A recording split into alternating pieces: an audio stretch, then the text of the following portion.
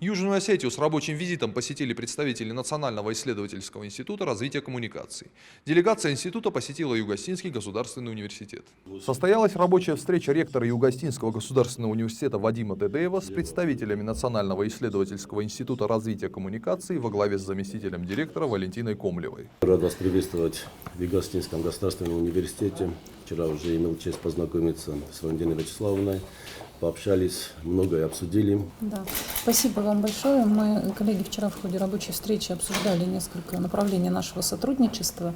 В рамках визита в Юго-Осетинский вуз состоялось подписание соглашения о сотрудничестве между Юго-Осетинским государственным университетом и Национальным исследовательским институтом развития коммуникаций. Подписанное соглашение открывает возможности для взаимодействия по разработке и реализации совместных образовательных, научно-практических, научно-исследовательских, издательских и социальных программ и проектов, способствующих развитию научной коммуникации. Достигнута договоренность по обмену информацией в вопросе проведения совместных мероприятий и многом другом с целью популяризации науки и более тесной интеграции образовательного процесса двух стран. Следует отметить, что договор о сотрудничестве был подписан также между администрацией президента Южной Осетии и Национальным исследовательским институтом развития коммуникаций. Также в рамках посещения Южной Осетии была организована и презентация журнала «Человек и мир. Диалог» руководителем направления по взаимодействию с органами власти НИИР Ольгой Гуржиевой и шеф-редактором журнала «Человек и мир. Диалог» Дмитрием Бальбуровым. В Юго-Осетинском государственном университете состоялся круглый стол по теме «Коммуникационные режимы зарубежных стран, политика дружественности и добрососедства», модератором которого была замдиректора НИИРК Валентина Комлева.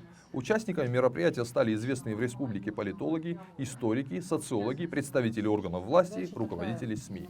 Обсуждались вопросы пропаганды в современном мире, информационного суверенитета стран, международная обстановка и другие архиважные направления. Мы проводим научные исследования, в первую очередь, по сложным проблемам международного характера, внутриполитического характера, как фундаментальные исследования, так и прикладные исследования, которые заканчиваются разработкой аналитических документов рекомендательного характера для органов власти, международных организаций и заканчиваются разработкой отдельных инженерных программ, то есть каких-то технологий решения вопросов.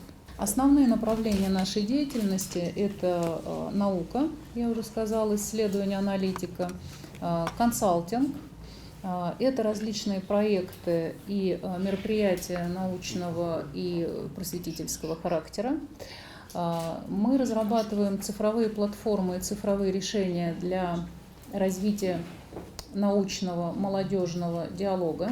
В частности, у нас через 2 месяца запускается платформа «Стоп-конфликт», где мы с международного уровня из разных стран планируем обсуждение принципов и способов урегулирования конфликтов разного рода, территориальные, политические, этнические и так далее. У нас запускается в ближайшее время цифровая платформа, которая касается грантовой поддержки совместных исследований молодых ученых в рамках тех тем, с которыми мы работаем. У нас издательская деятельность и медиадеятельность. У нас есть журнал, называется «Человек и мир. Диалог». Главный редактор вот здесь Дмитрий Бальбуров.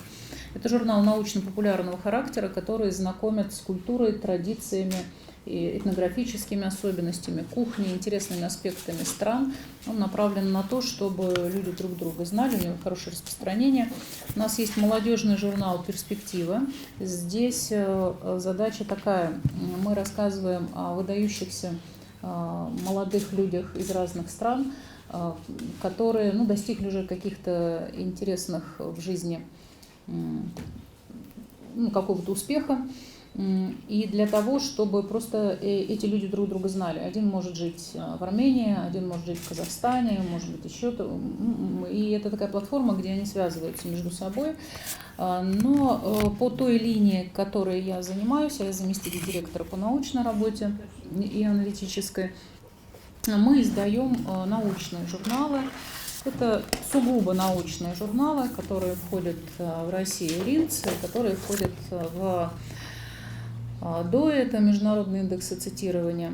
Журналы, задача их показать не только российскую точку зрения на российских ученых, на какие-то сложные проблемы, но и ученых из других стран.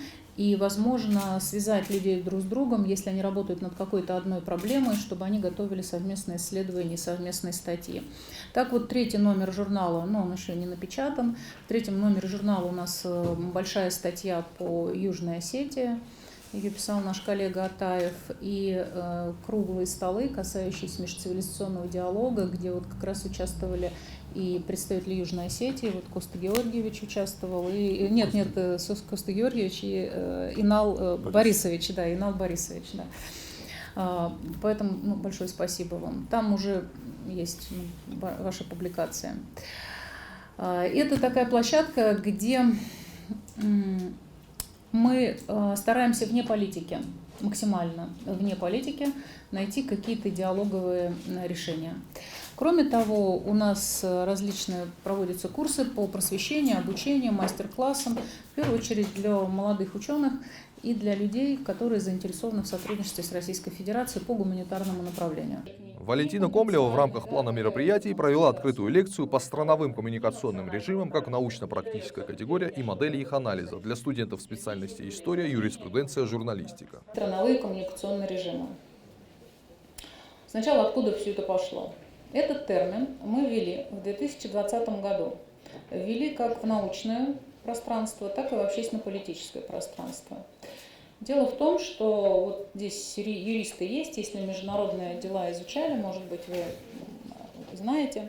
Дело в том, что еще 60-х, 70-х годов ООН и непосредственно ЮНЕСКО планировали установить так называемый мировой информационный порядок, то есть в котором все участники будут равны, все страны будут равны, информация будет справедливо распространяться. Однако ничего из этого не вышло, потому что были глобальные игроки, которые, естественно, обладают большими ресурсами, экономическими, информационными, политическими, и не были заинтересованы, чтобы в информационном поле вот так равным образом перераспределялась информация из всех стран. Ничего из этого не вышло.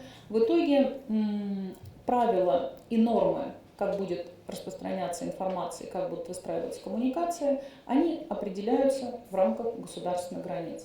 Вот весь опыт анализа, как это происходит, привел нас к тому, что это именно государство, именно государственные институты в первую очередь устанавливают правила игры. В завершении всех мероприятий гостям была организована экскурсия знакомства с Юго-Осетинским государственным университетом.